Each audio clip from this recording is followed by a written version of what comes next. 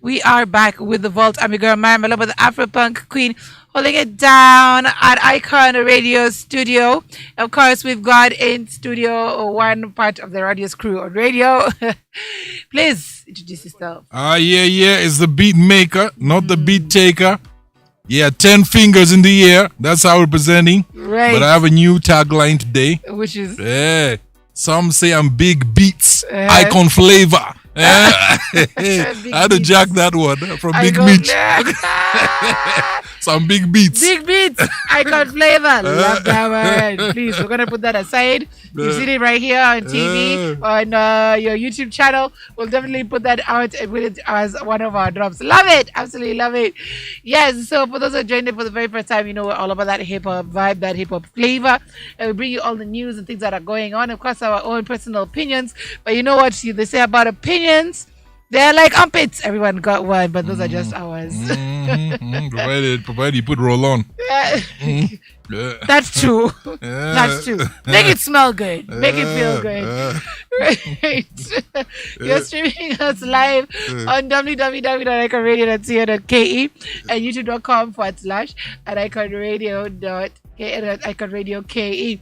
Be sure to tune in and, of course, weigh in on our WhatsApp number. That's +254 788 and use the hashtags Icon Radio, Icon Radio KE, the Vault, and the Vault Cipher. Yes. So a lot's been happening in the world of hip hop. The top 50 came out sometime last week. It's brought a lot of issues. Of course, I'll do a little bit of the top 10 according to Billboard. Remember, this is Billboard and Vibe chart. Not at a ruling. It's not at this is what it is. It's what Billboard and Vibe thought to be the top 10. Okay. So guys need to understand it wasn't something that was given out by a body of hip hop owners. Okay. So we had Jay-Z at number 1. Okay. Then we had Kendrick Lamar at number 2. Number 3 was Nas. 4 was Tupac. 5 was Eminem. 6 was Notorious B.I.G. 7 was Lil Wayne. 8 was Drake. 9 was Snoop Dogg. And 10 was now Nicki Minaj, who now became the top female rap artist of the 50 years of hip hop. What do you think about that list? First of all, the top 10. But if it was going on the rating and they put Nicki Minaj there as one of the new artists, right? Then Cardi B win a Grammy. Yeah, well, if it's based, not that I'm a fan of Cardi B, but it's like, because the thing is, if they're basing it on record sales, that's a different story. But most of the guys who are checking out the top list are basing it on who they feel is hot, not sales, but who they feel represents. I actually would love to know what they were basing this off of, because they're like, Rakim is not there. Yeah. You know, Slick Rick is not there. Rakim is there. Is he there? Where is he? Rakim is somewhere in the middle, because going up, you know, we have Kanye. Hello, Kanye. I'm sure I wouldn't agree with that because he's at number 11. And Rakim is somewhere in the 20s. Is Slick Rick there? Big Daddy Kane is. DMX is there. Ghostface Killer. That's the problem already. Like Rakim, those are the guys who KRS-One is at number 25. Is Mobb Deep there? Mobb Deep doesn't seem to be there. So you Q-Tip is there though. So, because one guy said, how can Jay-Z be number 1 and he's not even the best rapper in New York? You see, because to New York. A lot of the guys who are basing on flow and how the artists represent. They're not if it's based just on like social media status or how the record sold.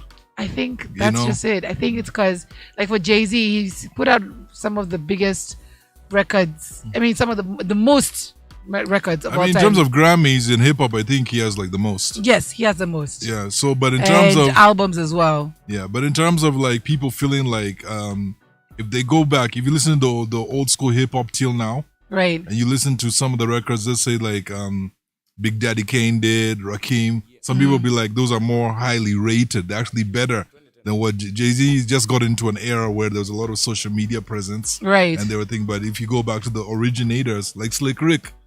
Slick Rick didn't make the list. I don't even know how. I still don't understand. That's a storyteller himself the best storyteller of all time. Yeah. So to a lot of people, they don't feel. Also, there's some people that felt like they felt like some of the newer artists, like who was number 2? Number 2 was Kendrick. Yeah, they feel like Kendrick. Yeah. Kendrick is what he did. What he's doing is good, but some people still feel he can't compare to some of the guys who were there before. Now Drake, a lot of guys are like no, Drake, no. There's a lot of guys who don't like Drake. I don't know if it's people don't like Drake because he's light skinned. I don't know what it is. I think it's because listen, he puts in the rhymes. I won't lie. He puts in the work. But they say he doesn't even write most of his rhymes. That's the thing, guys. Talking about the thing about ghostwriters, the fact that he sings in a lot of his. But come on, Snoop doesn't write most of his rhymes either. Yeah, and he also sings in a lot of his stuff as well. So I don't know. It's actually really relative. But Rakim is at number 13. He was at least at number 13. He was at least top 20. I feel they should do what they do on a computer. They should do refresh. Refresh the list. Yeah? Because that list, to be honest, and then the problem that I have personally with it is whenever they come out with these lists, it's a lot of men who are there, but there's a lot of women who change the hip hop. That's true. And they don't put that into play. They just put about, like, if you go back and for example, if you go back and look at some of the rappers who were there, from Money Love, to Queen Latifah, Salt and Pepper, MC, there were a lot of female rappers who were there. And I remember there's this documentary I was watching called by a tribe called Quest. Funny enough, Tribe Called Quest are not there. Tribe Called Quest, it's only Q-Tip who's there, not as a group. Now you see, but as a group they were tight. Yeah, that's 100%. But then they came up with this thing called Native Tongues, where you find all these rappers. Queen Latifah was there, all these dope MCs. There's a lot of female artists who were there. Well, Queen Latifah is on the list. Lauryn Hill is on the list. Lauryn Hill, I remember, was Lil Kim as well. And some people still classify Lauryn Hill as the greatest, one of the greatest rappers of all time. What was this other rapper? Was it Lady of Rage or? Yeah, this Lady of Rage. Yeah. Yo-Yo also wasn't put Yo-Yo in there. was dope. There's just a lot of guys, a lot of females. So I feel that list it wasn't the best list, right? And people have been saying, who sat down to put down that list together? Who are they? I think for Billboard, because Billboard is a chart. I think they looked at it over the years and just saw who was making it to the chart the most, who was topping the list. I think that's basically basing it off of their own charts, and of course it's a voting system. So who was being voted in the most, who was making it to the top. I think that's where they were basing it off of, to be very honest, in my opinion. Yeah, I think now they need to do a list of actually guys who rhyme, like people who are like not by the sales or whatever, right? But how bars are done. Because where's Biggie on the list? Biggie was at number 6. Now you see, people already have a problem with that because they feel that if there's anyone who represents York, Brooklyn, it should be Biggie. But I think it's because he died way too soon. So of course there isn't a lot of body of work. The only person who has consistently put out music is Jay-Z. If you were to look at the list from that perspective. But there's a lot of guys also feel that Eminem shouldn't be on that list. There's a lot of guys who feel that, like, they feel like he's a dope rapper, but is he dope enough to be on? There's been a big argument about that. Eminem does deserve to be on the list. It's granted, it's dominated by black people. Okay. Highly dominated by black people, but Eminem put in the work when he did. Now there's some people who argue about, because this is just one of the lists that have come up in hip hop. There's been, over the last couple of months, there's been a couple. This is just Billboard and Vibe, but there's been a couple. Exactly, and I think it's disputed because it is Billboard. And I know Ice Cube had an issue with the list. Ice Cube, who was at number 18, said, again, opinions are like people's behinds. Everybody got a hole. But he's like, if you look at Ice Cube, he's one of the great writers. Exactly. And he was like, listen, he rubbished it. He is like, it's only that I can't play because it's not been, edited and it's not been filtered. But he felt like he was like, I don't care about that. He's like, it doesn't rate anybody anywhere. The one that I find interesting in hip hop also that's come up is that 50 Cent is now going to be on a track with Nas. Is he? Yeah, they're on a track together. Oh, nice. Which is quite interesting. Did they ever beef? I don't think they really had. Nas, the only beef that you hear about in history is the one with Jay-Z. Jay-Z. But 50 and Nas never really were in the same space together. But their styles are very different. The way they do very stuff. Different. So that's why it's very interesting to see how they're gonna come But together. again, I think we were talking about this with K-Force. It's how you switch it up, because you can't always remain in the same place. I think Nas has tried once or twice to get away from his poetry to kind of like, get into the party aspect. Like remember when he did, was he the one who did? Yeah, Uchiwali. It was a bit different. Yeah, he's trying to do new things. Even his look is different. Yeah, so he's just trying to change it up just a little bit. But it'll be interesting to see him on a track together with 50. There are times 50 does go deep, so you never know. Never know. But 50 is more about the street vibe. He is very heavy. Watch his movies, watch his music. It's all about the streets. Right. Yeah. There's one person who I agree with that didn't make the list and is very salty was Ja Rule. Ja Rule didn't make the list. Ja Rule is not loved by a lot of people. He is not. He has made some of the most dumbest moves in music history, but you can't deny his work. When he came out with Rule 360, like, it was one of the best albums of that time. Putting together Murder Inc. and making them top the charts year after year until, it finally just collapsed when he went to jail. It was no mean feat. But 50 Cent agrees that one of the stupid things that he did was getting Fat Joe involved in their beef. Yes. Why was Fat Joe involved? And why was he involved? He's trying to get him involved in it. Like, Fat Joe Fat Joe was close with Murder Inc. Okay. Yeah. He did close. Music with them and everything. Yeah, it was close to them and everything. Right. So of course it's like telling someone to take a side. Right. So that was just a bad move. So Ja Rule is the one who got them in between. Got Fat Joe in between the beef. That whole beef of 50 Cent and Ja Rule has never made sense to me. What it was really really about, Well, I think 50 was just being 50. 50 has always been that joker who tries to just, kid everyone.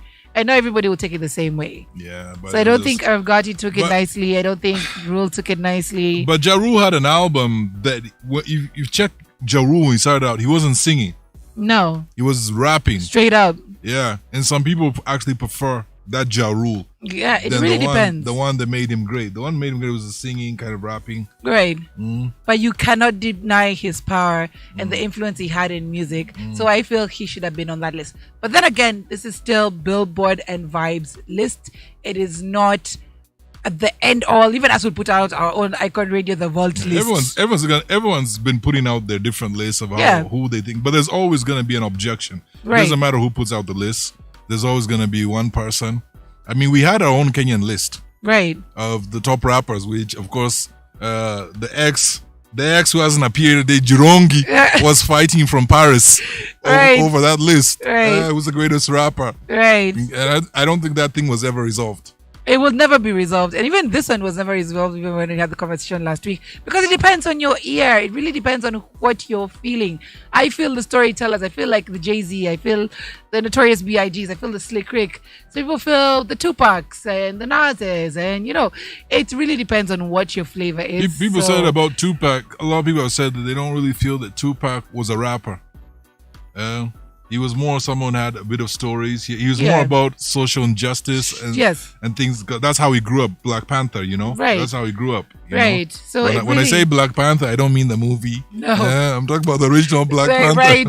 For those who don't know. So not Wakanda. So people feel like he was more of an activist because of how he grew up in life, and so they felt like he wasn't really like a rapper. He was more, and there's an argument, no, he was a rapper. So there's always going to be that dispute. He knew how to switch it up. Like, he knew how to go from the serious stories, when you're saying about his mom, to when, he would go into the club and, put out a party track.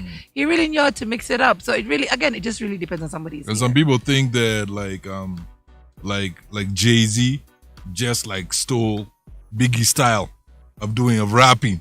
Some people feel like they were around each other. Some people were like, he's supposed to be your boy, and you just bid from him. Man. In hip hop, there's always gonna be be a beef. The one thing that I wish a crew that was on the list, if it was a crew that I feel that was on the list that are heavily underrated in hip hop, is Bone Thugs and Harmony.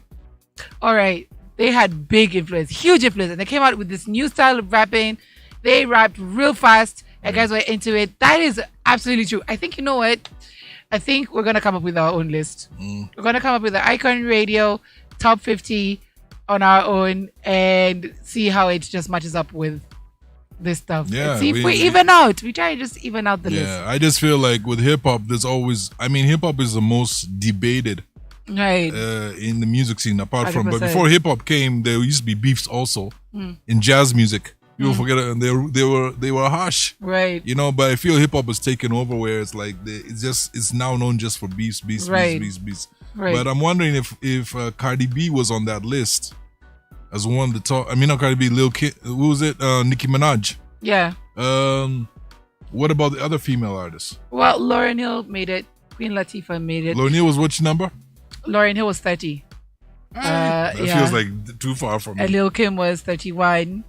And we also had Queen Latifah. We also had those are the ones who should know. But remember that beef that Lil Kim had with Nicki Minaj? And yes. How can we forget?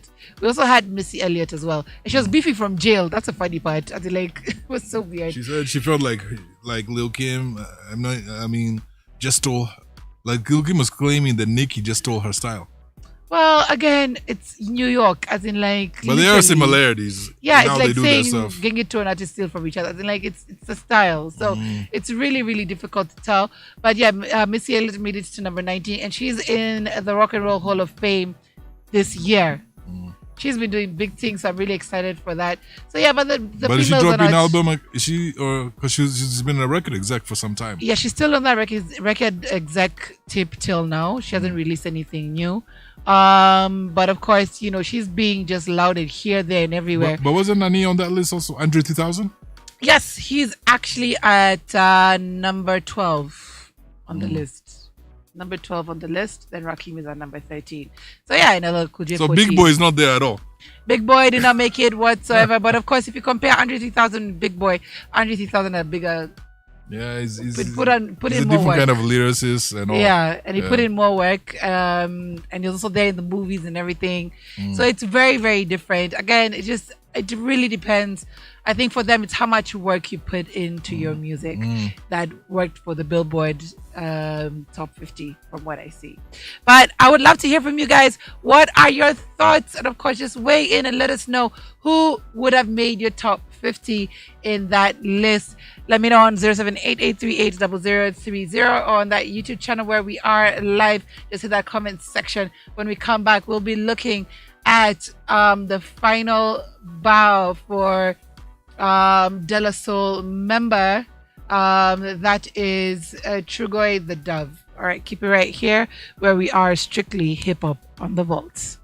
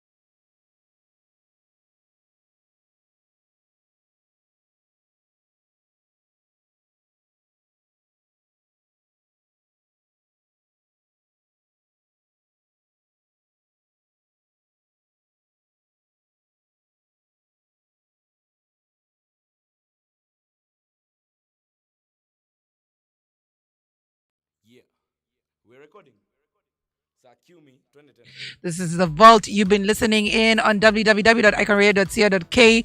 Big shout out to Ankara, who is tuning in right now, live and direct. Thank you so much for being here with us.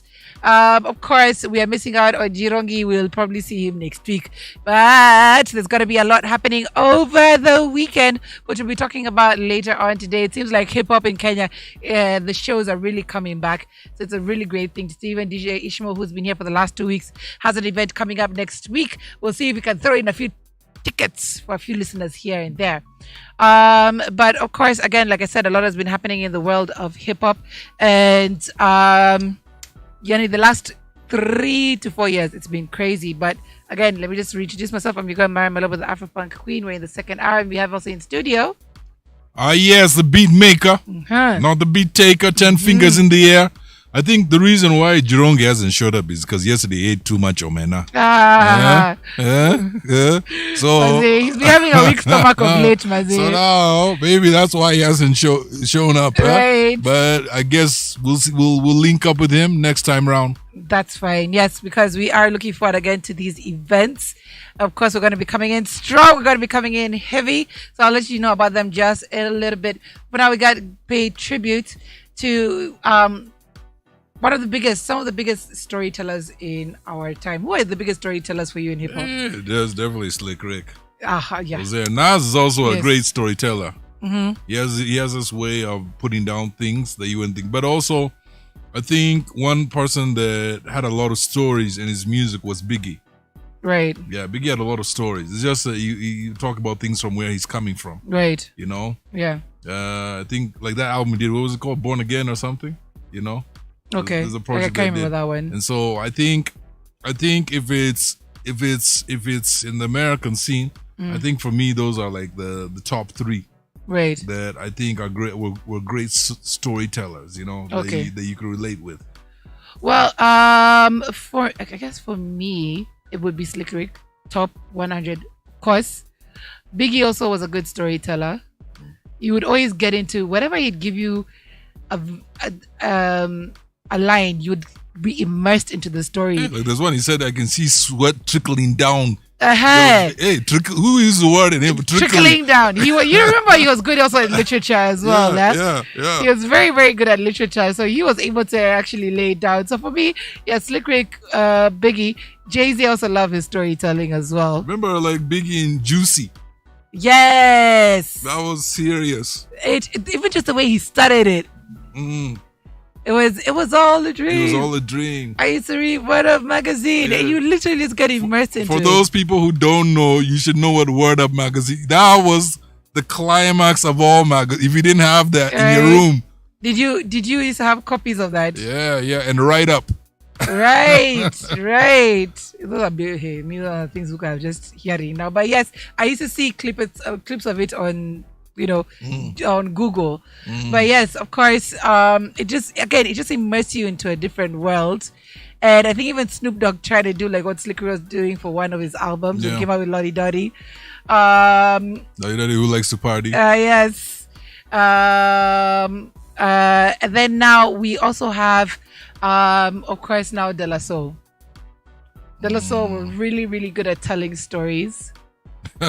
De La Soul were interesting. I remember hearing this story. I was watching on a documentary. So there was one of the members of Run DMC. Right. And so he loved the way De La Soul was rapping. So he invited them for a show. Yeah. And they killed it. Right. The crowd wanted more music. They said, but we only have one song. You see, that's how it's supposed to be. Yeah. That is the feeling you're supposed to get. Yeah. And even for the first time I listened to De La Soul, even Tribe Called Quest, massive storytelling, and they were just immersing into the world of hip hop because you could really just, get into it and not feel bored because you're just listening to rhyme after rhyme after rhyme after rhyme. And me, I love a good storyteller. But De La Soul, the thing that if you look at leaders of the new school, those Busta Rhymes, right? You look at most of these crews, right? They fell out. Even Tribe Called Quest, they fell out. They did. But somehow De La Soul stayed together. Yeah, they stayed together. They were cool all these years. Right. That was the last interesting. performance together was when they did one of the Obama events, I think. They did get together with Common, The Roots. It was massively amazing. But yeah, they stuck together. They never went solo. None of them ever went solo. And people forget, just like A Tribe Called Quest, they used to produce their own beats. Right. Yeah, they actually used to make them. Right. Yeah. So they really were one of the biggest groups of that time. And unfortunately, they lost one member. Yeah. That's David Jolicoeur. I don't know how to say that very well, but also known as Dave and Turgoy the Dove. And he's one of the 3 founding members of De La Soul. And sources familiar with the situation tell, and I'm getting this from TMZ, the rapper passed away Sunday at a hospital in Maryland. There are no other details, but it seemed he did have a problem with his heart for a very long time. But De La Soul were a bit of they're like geeks, huh? Yes, they were. Because I was watching this thing where their names that they used in the stage names were actually names, but they reversed the names. So when you hear they reverse, those guys were geeks. Right. So now for the 2 members, there was Kelvin Mercer, who was post They had these crazy names. Post-Nuos. And hey, that one was almost hard. sounds like a Luo name. It's very hard. And then Vincent Mason, who was Maceo. So that's how they actually play around with their names. Yeah. And then Dave was with De La Soul since the beginning, getting together in 1987. Yeah. And going on to crank out some of the most famous rap songs of all time. Actually, didn't these guys, they went to high school together? Yes. So that's why they even, a lot of their music, they depict situations where they were growing up together, whether in school or the car wash. They were always depicting, scenes from their childhood in one way or another. But a lot of these hip-hop guys, they're quite interesting because if you look at Timberland, right? He went to high school with Missy Elliott. Yes. Timberland, Missy Elliott, and Pharrell Williams were in the same high school together. Oh, were they? Yeah. So they're saying when they're having lunch, they were beatboxing on the table. They were rapping. Most of these guys, what it is, they have this really strong connection. From the time they were young. Exactly, and they managed to continue on with those connections, even for most of them till today. Because Timberland and Missy always tight, and when they brought in Magoo, they also just became one big, amazing unit of producers and rappers. And De La Soul also stuck together. They moved big hits like Me, Myself, and I, one of the biggest hits till today. If you didn't knew, they also put out I Know and the Magic Number, all of which we'll be playing within. And the they came out with a record also. I think it was called De La Soul's Dead. So some of their best known tracks are Me, Myself, and I Know, The Magic Number, Stakes is High, Ring, Ring, Ring, Say No Go, Break Dawn, Ooh, remember Ooh? I don't even remember Ooh. Yeah, I remember Ooh. Buddy, All Good now was with Shaka Khan, Get a Thing, I Am, I Be, and Ego Trippin' Part 2. There is countless numbers of songs that they put out. And of course, they're still timeless till today. Yeah. So De La Soul was unique in that they emerged in one decade but seamlessly transitioned into another, all while adapting their style and production to keep up with the times. 3 of their songs have been nominated for Grammys over the years, with one of those a smash hit collabo with the Gorillaz in Feel Good Inc. How do you forget Feel Good Inc? I remember Gorillaz. That one for Feel Good was one of the biggest songs of the early 2000s and still is hitting the clubs till today. So please, Kevo, please put that down. Feel Good Inc. with Gorillaz.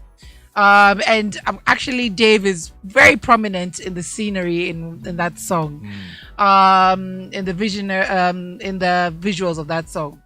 The music has been hard to listen to in recent years for one reason or another. Nobody has been able to stream their stuff on major platforms, but a deal was really recently inked that will finally allow their music or their classic tunes to be played en masse starting next month. So that's really good news for fans of De La Soul. So who controlled the music? That is a good question. Who exactly controlled the music? So I think I'll go and do that research. It's always about the masters. Because, though there's 2 sides of the story. Because I remember even LL Cool J said that he owned his masters. And someone said, a fan was like, that's the reason why your music has been played. Right. If someone else owned it, you'd be bigger than some of these rappers even right now. Funny enough, was LL Cool J on that list? Yes, he was. What number was he? I think 15. I think he was 15 if I'm not wrong. And he also was Rock and Roll Hall of Fame last year. He won the Rock I and remember Roll one Hall of of his Fame. when I was young. One of the favorite songs I used to love him. I can't live without my radio. That was Mine was Mama Said Knock You Mama Out. Said it was big. That one was big. And then there was Dear Yvette.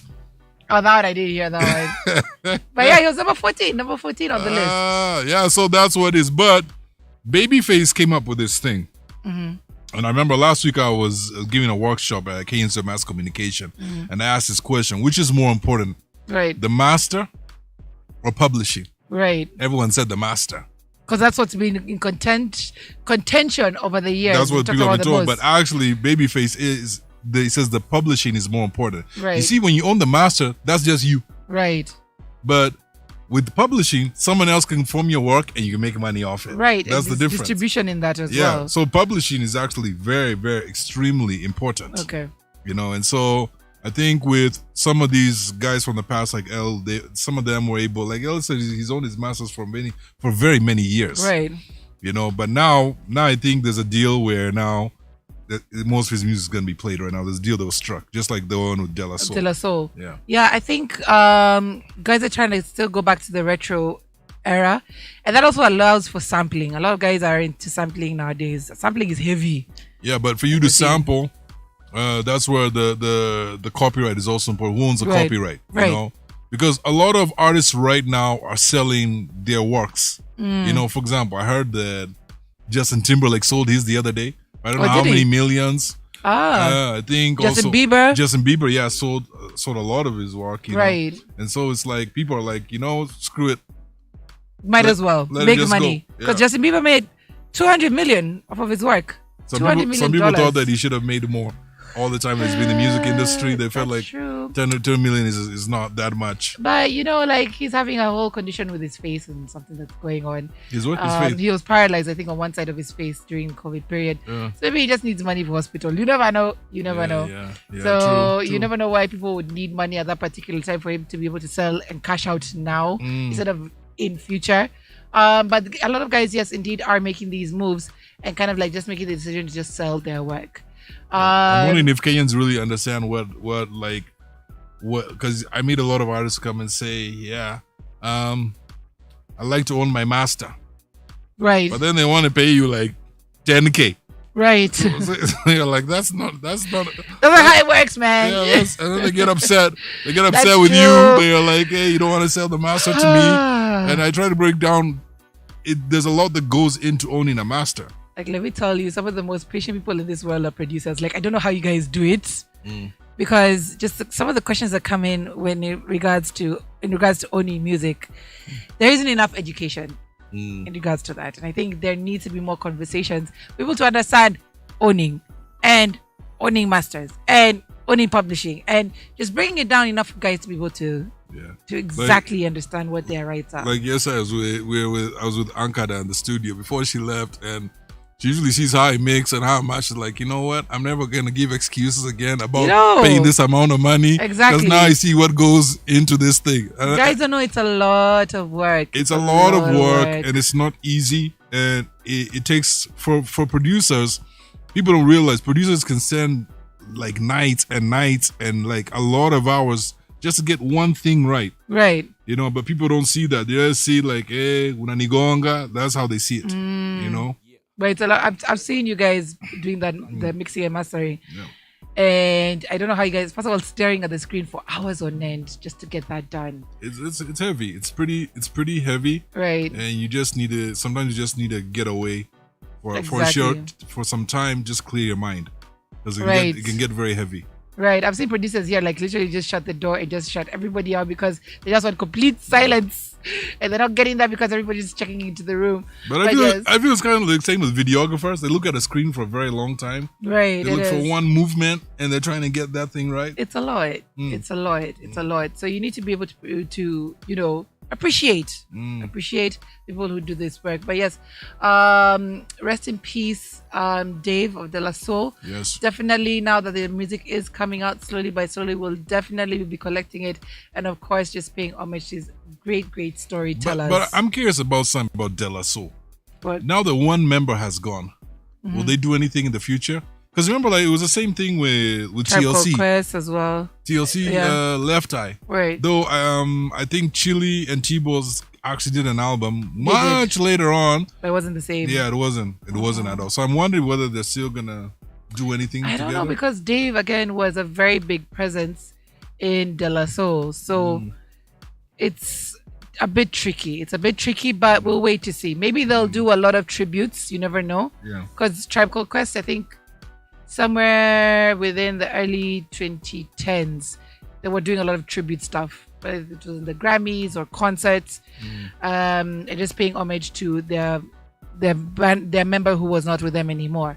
So maybe that's what De La Soul will venture into. You never know. But we'll just have to wait and see. I guess it's the same thing in Kenya that we have with Kalamashaka. Just that one of them is always never around. We'll wait and see. We'll wait and see. They were supposed to have celebrated 25 years last year, but I guess it didn't happen. So again, yeah, let's wait to see it. Let's wait to see how this weekend will turn out. We might be interesting. Yeah, it will.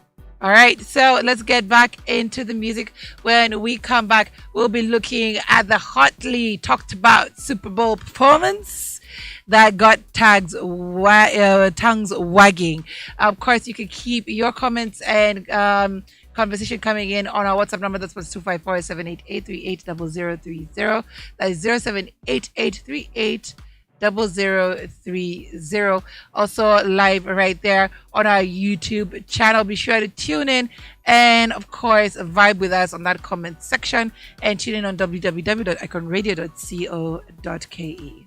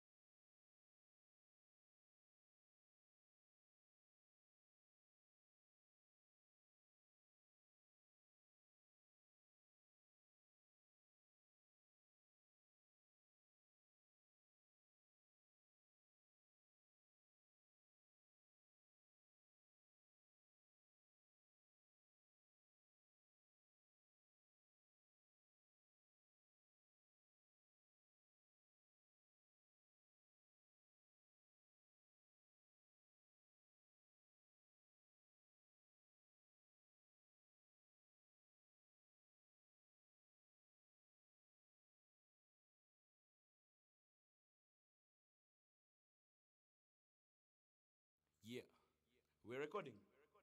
Sa cue me, twende tena.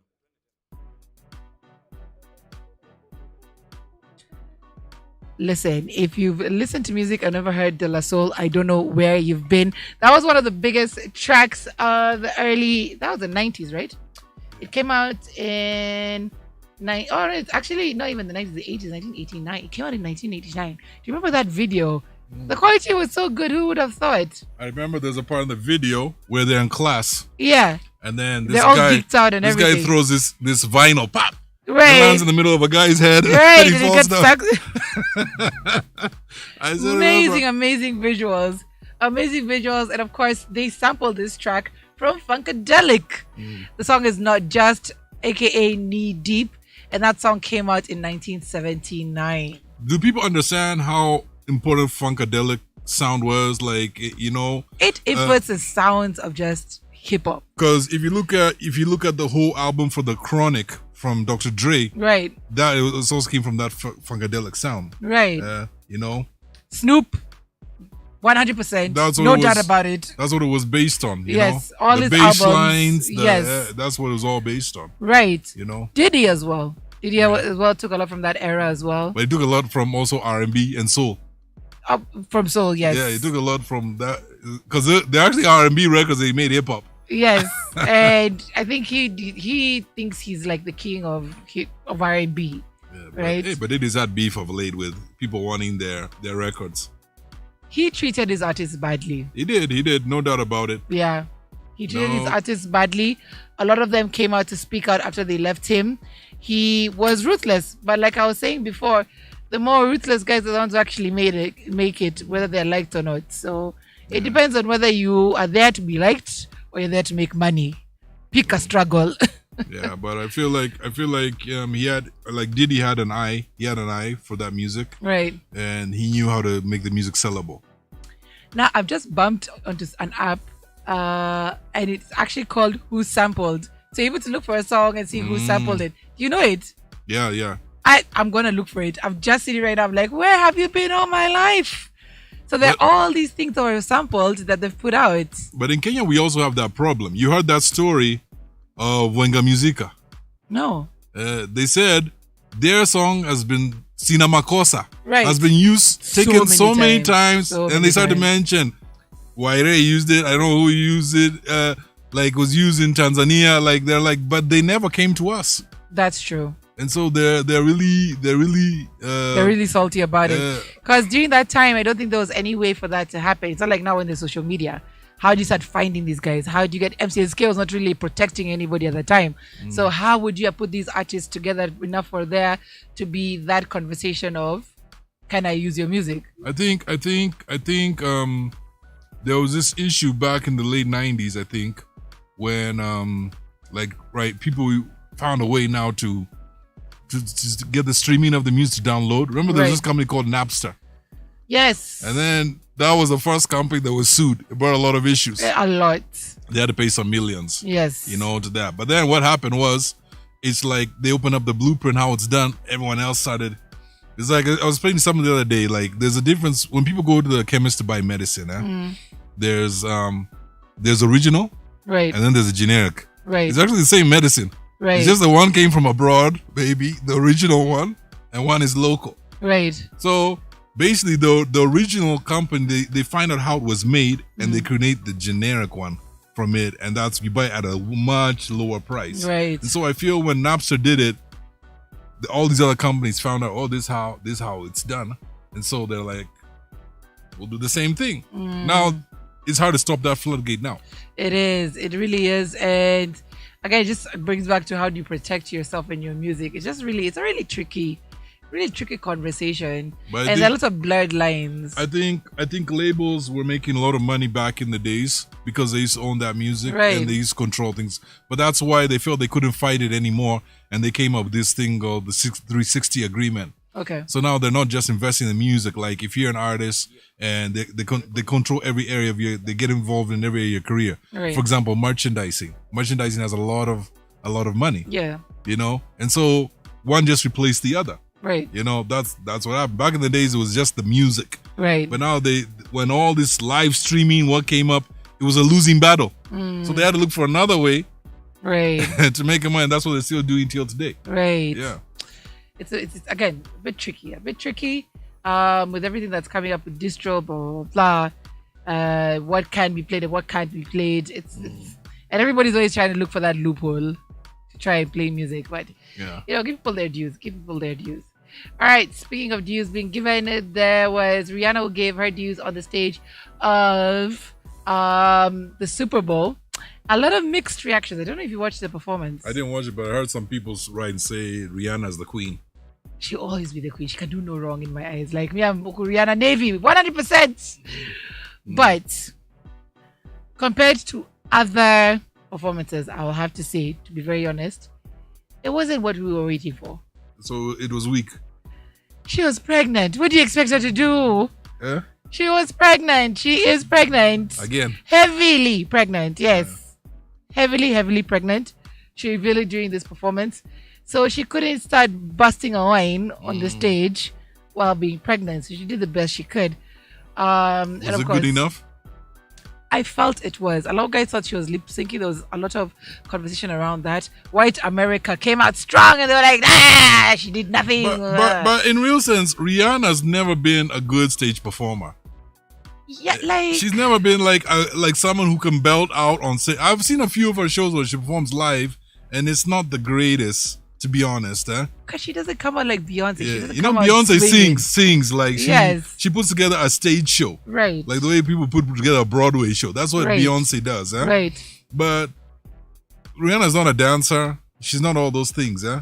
And so she just does her steps. And that's it. Winds her waist. Yeah.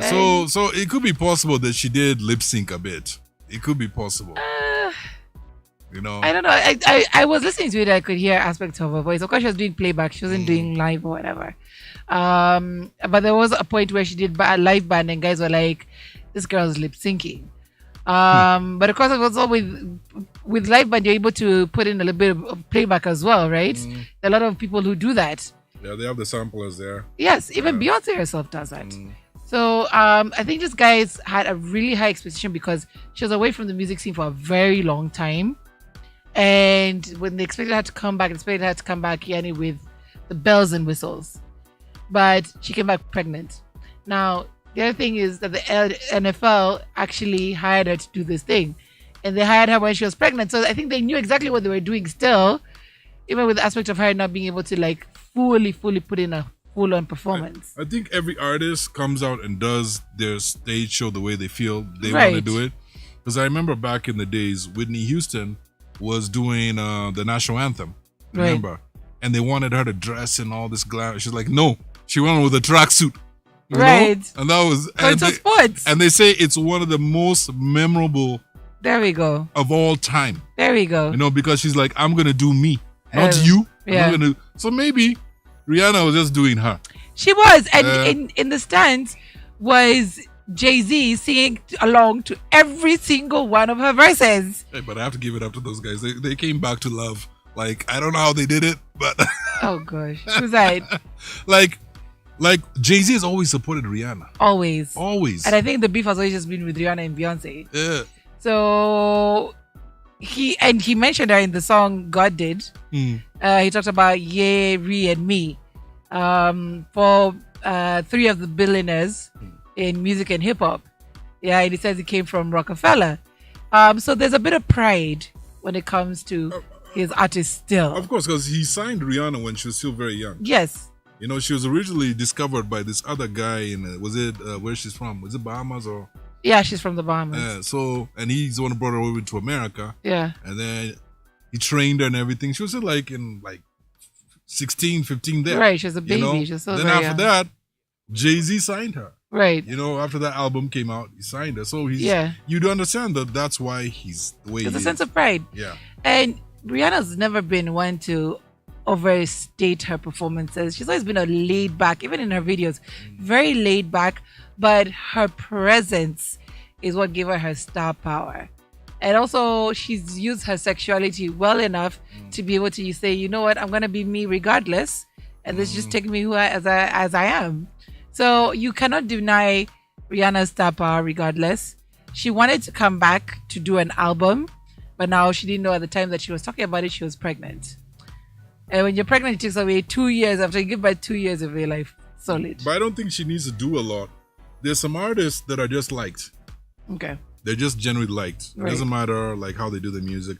Like I remember these ladies Akon he had signed on some years ago. Remember Brick and Lace? Yes. They brought up that during COVID they did the individual albums, so it wasn't hot. Right. I listened to it, but it wasn't, I didn't even hear they did that. a live performance. It was shown on TV, local TV here in Kenya. I didn't even hear But that. then there's another one. They don't really move a lot. They don't really dance a lot. But they were just They were stars. There was a group back in the day also. Remember Jade? No, not really. Yeah. But maybe I know the music and I just don't know the artist. Or like also. Yes, they remember were part Jade? of the time for SWV and Get yes. Total. And Yes, Vogue that time. yes, Yeah. yes. So Okay. there's some artists that are just like they don't need to do too much. Like Nina Sky, they Yeah. looked so boring whenever you'd watch them. But their music were big hits. Yeah. So yeah, that's true. So I think Rihanna is one of those people Right. that will always just be liked. Right. You know, she doesn't need to do too much. Right. You know, people will just like her. Even if she does a bad performance, Right. they'll still embrace her. And then the other thing is she really knew how to embody hip hop into her style of music. Mm. And all these things she put together, Kanye West, she did with Kanye West, she did with Jay-Z, she did with Drake. All these elements she puts together just made her elevate her sound even further. Hey, but she's like, there's a time I heard that her and Drake were dating. Ah man, she never liked Drake like that. Drake was forcing issues as always with her, with Nicki Minaj, always just this guy who was just hanging around women. But nobody's like, both of them never really. I know felt she, him like that. but she can also be harsh. There's a time that Diplo wanted to do a track with her, Right. and she just didn't feel his crew, and she was like, when he tries to do music like reggae music or this dancehall music, Right. it sounds like the music they play in the elevator. Oh when no. the elevator, like Oh, that was no. a diss. That was like That I was is like, harsh. hey Rihanna, that's cold, man. Not elevator music. She was like, she doesn't like that boy. Doesn't is like Diplo harsh. at all. Just like, hey, at that time, Major Lazer were doing big things. Yes. But she just like, nah. Because Major Lazer got it. He was able to do a hip hop track and then turn around and do a dancehall track. He got it. He got But the I sound. actually watched about Major Lazer had gone to Jamaica like 5 years before they hit. Okay. And they went, in Jamaica, they all going to the dance hall. Right. Yeah, so Major Lazer was the one they were doing their thing, Right. DJing and what, because they're set Right. producers and DJs. Right. And like guys walked out. Ah. The whole building walked out. You know that times the days of Beanie Man, Right. the huge dancehall movement. Right. Guys walked out. One guy remained, and he was a promoter. He's just like, I understand what you guys are doing.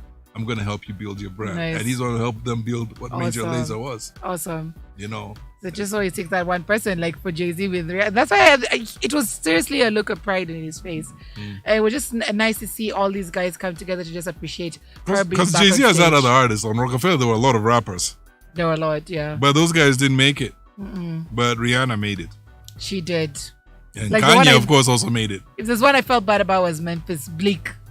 I think Memphis Bleak was one of the most underrated artists in Rockefeller. Yeah, it was. Jay-Z really tried to hold his hand, but he just wasn't coming out. He just wasn't coming up. But yeah, But Just Blaze was also dope. Just Blaze was also really dope. Yeah. Really, really dope. But again, there's a lot of politics. If you watch Jesus or Genius or It was genius, huh? What Yes. about Kanye? not about Kanye. If you see, there was a lot of politics that was being played in Rockefeller, so you can understand how some people just, rose to the top while others did. But I would give it up to Kanye. When I watched Jesus, it made sense. Like there's a point where Kanye would go to Rockefeller offices. Yeah. He'd be there rapping Rapping, playing his no music. one is like, for even the secretary, no one is listening to him. Yeah. But he never made it. gave up. That's the thing I respect about Kanye. He had that never die attitude. Exactly. People can say, "Oh, he's crazy." He has all. Yeah, he has. I mean, behind everyone, there's pros and cons. Right. But I feel like he really believed in himself. From the time he was young, he believed in. It's like, I'm gonna make it. 100%. And everyone's like, "No, you're not gonna make it." But And he that's proved exactly them what he wrong. did. Exactly what he did. I love that determination. Some people, I look at him like, you know exactly what you're doing and why you're doing it. Just keep pushing. All right, guys. And on that note, we are done with the show. Thank you so much for tuning in. I've had an amazing time just having these conversations about hip hop. and just the history of it from now De La Soul. Of course, we'll be, looking to be playing their music once it's now finally, the deal is finally inked and the music is finally put out. Of course, I'll be talking to my brothers over here for us to put out our top 50. So look out for that. There's one thing that I want to put in. As Icon Studio, we're about giving equal opportunities to everyone. 100%. So I want to say, you artists who want to do stuff with us, do stuff with me, Myra, Jirongi G Baby. Like at the end of the day, the one thing that I would say is we're willing to work with upcoming artists who are coming out there who really want to have their voice out there. Okay. But remember the rule. Understand, you got to send in your press kit. I get asked all the time, what is okay, for those who don't know, let me break it down for you. In the press kit, we have the 3-piece, which is the song, the a cappella, and the beat. Right. We also need at least 2 to 3 photos of you, professional photos, not those ones you took at the mirror in the bathroom. No, a professional one. At the same time, we need to have a bit of a summary, a bit of a bio about you, so we know who you are and what you're about. Yeah, if we don't know who you are, how do we help promote you? We can't. So, and I feel a lot of these things are general. You can go on Google, you can check platforms and check what is a press kit. Put it together, send it to us. Maya will give you the details of where to send it to. Send it to us so we can help you. If you want to spend time in our studio and you want to record in our studio, the same thing. We need to know who you are. What music have you done? What are you doing right now? Right. And so we find the best way to help you. We're about equal opportunities, but work with us as we work with you. Exactly. Work on yourself. Then we work with you. Invest in yourself, and then we'll be able to invest in you. That's how it works. Right. So before we go, I'm going to list out the events that are coming up. So we have Hip Hop at 50, Black History Month, this Saturday, being celebrated between 12 and 8 p.m. Entry is absolutely free. It's going to be happening at Alliance Francaise, and it's being hosted by Sharama and Lisa Russell. And of course, we're also going to be having performances from the likes of Ukoflani Mau Mau, Nafsi Huru, Marsh Mashavu, Abbas Kubaf, MC Sharon, Yaba Katoi, Teardrops, Javan the Poet, Divine Carol, Jerry Wonder Kid, and Real A. There's also going to be workshops that are going to be held by Create 2030 and Uncut Africa. It's going to be all about hip hop. You can't afford to miss out on because we're going to be having the Vault crew down there, and I'm sure we're also going to be having the Hookup crew. That's Nafsi Huru and Sais and Dabi also making an appearance there. So be sure not to miss out because it's going to be absolutely free. They say first come, first served. I'm not sure what that means, so maybe that's when you stand next to the stage. And for those who are wondering who Ukoflani Mau Mau is about, come on that day and you'll know. Exactly. Everything you need to know about hip hop back in the day. You just want to see these guys in their elements. Be sure to make an appearance. Speaking of elements, we're also going to be having the Elements that's going to be happening at Tipo Studios on Moringa Road. That's somewhere near Adams. Entry 200 bob only. And we're going to be having A-Town crew presenting this particular one. So A-Town crew, we've met some of them. We had DJ Ishmo, part of the A-Town crew, Kevo K-Force as well. Ray as well is also part of them, and they've all been here in studio. So on that day, A-Town crew, WBG, and Spray Uzi crew are going to be holding it down. It's going to be their first inaugural event. So it's going to be about hip-hop, music, art, and merchandise, live graffiti. There's going to be emceeing, DJ, and break dancing. So the elements, basically, I think, in simple words, will be the 5 elements of hip-hop. We're going to be representing Heavy as Icon Radio in the Vault. That day, it's going to be going down from 1 p.m. to 8 p.m. So be sure to join us and cop your tickets. Hopefully, I'll convince DJ Ishmo to give us some tickets to give away. So be sure to listen in and find out how to win. All right, guys, thank you so much for tuning in and for being here with us. We'll catch you again next week. Remember, always, hip hop ni culture love. Usisahau.